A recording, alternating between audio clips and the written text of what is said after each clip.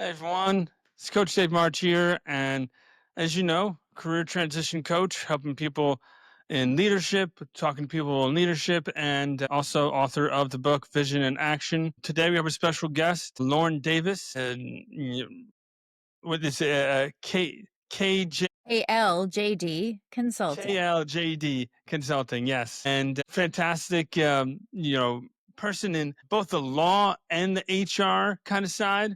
So you really got a lot of different angles that you can cover, and I'm excited to speak with you today. There's so much going on in the world of leadership, and why don't you introduce yourself and tell everyone about yourself, and we'll go into a discussion. Okay, sounds good. Thanks for having me. I appreciate it, Dave. So, been in HR 20 years, have a law degree to boot, which is a really great lens to look through, particularly here in the planet I refer to as California. So, work with lots of different companies, helping them manage their people.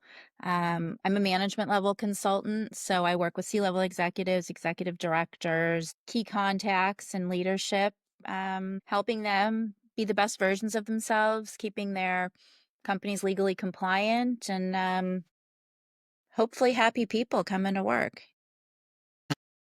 That's a little bit So about me. I like the angle of both the law, HR law, compliance, and all these things, and the leadership pieces that you do. I think that that's something unique. Not every person that's in the HR space is also having the law piece there too. So I want to speak a little bit further on that. With regards to that, how has that impacted the way that you work and how you help people? You have both angles there. Yeah. So, I mean, HR is about risk assessment, right? It's really the goal of somebody that works in HR is to help an organization limit their liability, right? You want to support your people and you want to limit your legal liability. Obviously, that in turn will help you hopefully be a profitable organization. So it's the lens that you look through. They teach you in law school not how to be a lawyer, but they teach you how to think like a lawyer. And when you think like a lawyer, everything you look at is a risk analysis. And professionals in HR sometimes, particularly when they're newer, have a hard time with the idea of things are not necessarily black and white. There's not always a right and a wrong answer. Sometimes there is. But, a lot of HR happens in the gray, and knowing how to do that analysis for an organization. If you make this decision, here's what the outcome may be. If you go the other direction and choose, this decision, this may be an alternative outcome. So it's knowing how to think through the scenarios that impact organizations the most, impact their bottom lines. And so having that law degree, it really helps with the mindset. I think that's probably the biggest benefit. Hmm. Yeah, what comes to mind for me when you start to say that is kind of like systems thinking. Really having things structured in a way that you can really yeah, just kind of look at it as a system of connected pieces. Hmm. Is that how you see it as well? Yeah. I mean, look, every action has a reaction, right? And the question Yeah, is, you want to get the right reaction, right?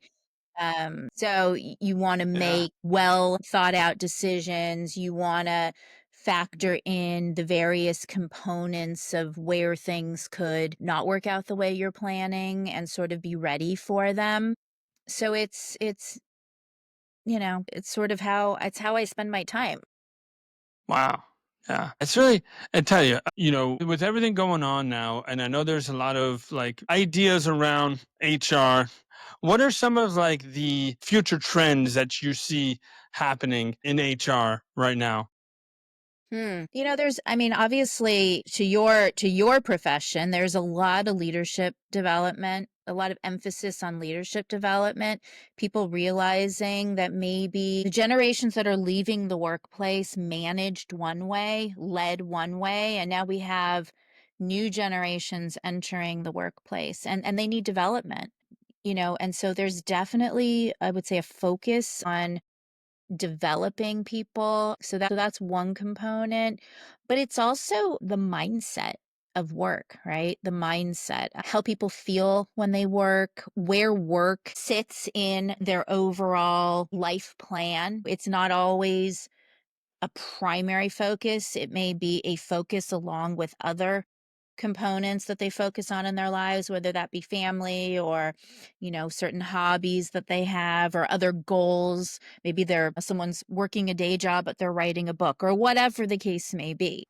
A little bit more balance and really organizations understanding the expectation of Mm, employees and the mhm. need for balance. I think that's definitely a trend. People wanting to feel good coming to work. They don't just want a paycheck, but they wanna feel good, um, in what they're contributing amongst the team they work with. They wanna feel supported by leadership, which sort of goes back to my first comment about leaders have to be developed and Yes. they have good leadership. So Yes. I'd say that's Yeah. probably what I'm seeing. We're definitely like in a post-COVID world now, so people are sort of working where they're working. Some have returned to the office. The world of work has definitely expanded. Lots of people work Yeah. remotely. There's a lot of hybrid work going on. So, how do you keep people engaged in that Yeah. environment? Those are the things I love to talk about. And the really think the most interesting thing here is so many times, you know, people get promoted because of let's say just a really just easy, low hanging fruit example is a salesperson. Salesperson does really well, and he's killing it, 200% of quota, all these things, and then he wants to be promoted to leadership. The problem is the same skills that got him there, same skills that got him to that promotion will not get him to management and leadership, because management and leadership is a different skill than selling and persuading. If you It try may to get him there. It may get him there, but he won't know what to do with it. That's the problem. That's the issue, right? Because if you try to you're just trying to sell your internal staff, and you're not really trying to get their buy-in, get their engagement, it's not going to work as well, right? You really, if you're building a team and you're talking about management and leadership, you really want to be leading and managing. You want that to be what's seen Yeah. at the top. Right. So how do you do that? Right? How do you Exactly. how do you lead a team effectively?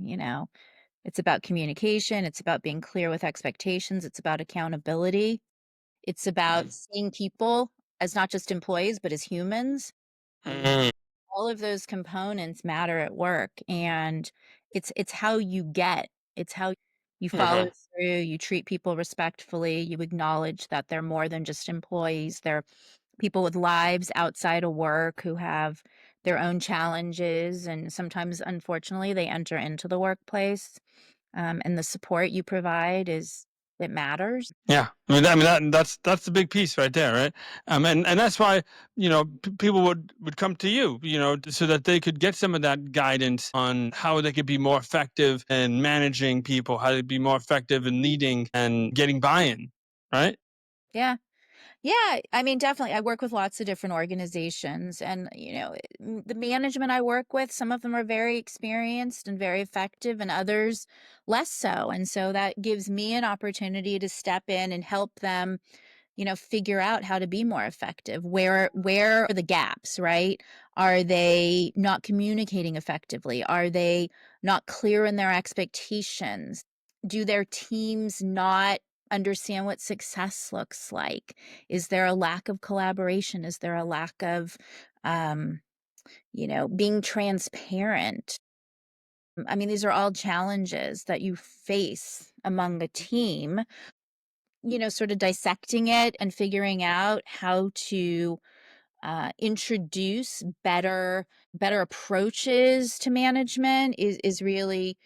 I mean, I have a lot of conversations on those topics often with leaders. And the other part is, leaders not being afraid to lead. Sometimes You collaborate and you get opinions and, have to make a decision. And sometimes it's a hard decision, but understanding that as leadership, it's our job to make those decisions. I mean, I've literally said to leaders before, I've literally said, it's okay to make a decision, just to tell people how it's going to be. And you can explain why. It's a really good practice to explain why you've made a decision so that people understand the why, but then hold them accountable to it, you know? Totally. I think that's another reason why people like to hire someone like you. Either as their executive coach or either as their leadership person is the accountability. The accountability is sometimes what they need to really get to the next level because they have a goal, but they want someone to really kind of bounce ideas off of, be that third party, and get the reassurance that it's okay to make a decision. Well, they have to hold themselves accountable, and then once they hold themselves accountable, in turn, they can hold their team accountable, you know? True.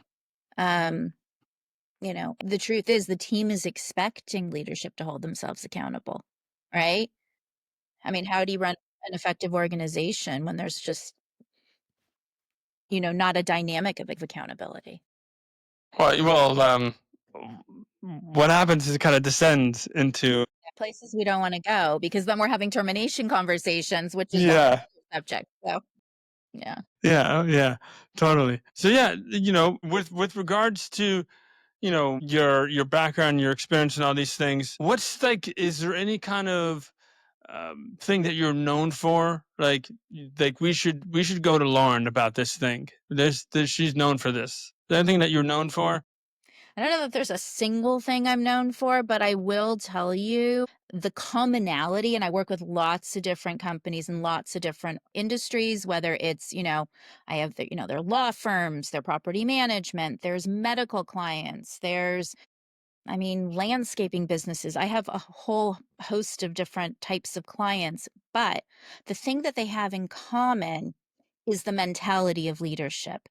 They know what they don't know, or they know that there's a gap in their knowledge and they need somebody to guide them. They're open to it and they're willing to make necessary changes, right? They're willing to partner to make those changes. A one-sided it's not a one-sided relationship. It's a partnership. So my clients, I work with very closely. Many, I'm discussing different challenges multiple times a week. Sometimes we're touching base bi-weekly. It just depends. Sometimes something urgent comes up and, we immediately jump in to try to handle a situation. So, it varies quite a bit, but they're not afraid to say, I don't know how to handle this and I need some help. That's the difference. That's so key. And I think that, maybe it's just a society thing or where it's a time thing. I don't know what it is, to be honest with you, but I think that we're losing that ability to be vulnerable and Mm, to say, I don't know how to do this thing. And yeah. that's so key because that's where all the progress starts, right? All the growth begins at the point of vulnerability and saying, hey, I don't know what I'm doing here. I need some help. I need some help. And it's okay to, asking for help is not, it doesn't make you powerless. It's a really powerful place to stand. And, you may not even know what you don't know, but you just know you can't get where you want to go. Right. Hmm. So it's often, and I have clients say that to me sometimes. They'll say, I said, the problem is I just don't know what I don't know. And so what I do know, Lauren, is we need you. We need you to help us figure out what we don't know. So that's sort of I have clients say that to me all the time. And then so we work together. Um, Awesome. Awesome. Yeah. Um, I think this has been a great conversation, Lauren. And as we kind of uh, make our exit here, if there is maybe a favorite book or a favorite quote that you want to leave us with, oh or geez. any kind of parting words or final encouragement? you Well, I want to love you want the to quote, and I love the quote, it's Maya Angelou's quote that, they'll I'm not gonna say it perfectly, but the gist of it is, they won't remember what you say, and they won't remember what you do, but they'll always remember how you make them feel, and that's true whoever you are, leadership, employees, doesn't matter. So, the way you make somebody feel is really, really key in any sort of a relationship. Um, Yeah, I agree totally. Thanks for sharing your words of wisdom here, and for jumping on this podcast with me. Thanks, Dave. We're out here, the growth mindset, trying to grow minds. That's all we're trying to do here. Good But thing. that's Growing yeah, minds is a good thing. growing. Yeah, so I'll see you later. Okay, take care, Dave. Bye bye. Bye.